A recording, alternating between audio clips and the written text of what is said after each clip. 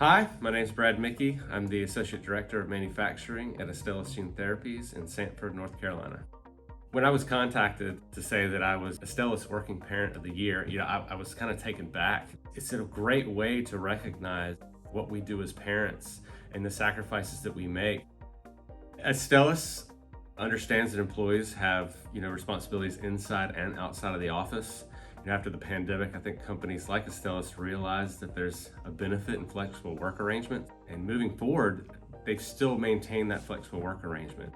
We're not expected to make sacrifices of the home life in order to make work work. In return, the benefits are amazing, and people are willing to put more time, more energy, and more compassion into what they do because they know that they have the freedom to make decisions and choices, and they're not bounded by rigid time frames and schedules. Every parent I work with probably deserves an award such as this because being a working parent is tough. So I think it's amazing that Astellas takes that into consideration, and they continue to invest in parents because they know that we do a pretty good job.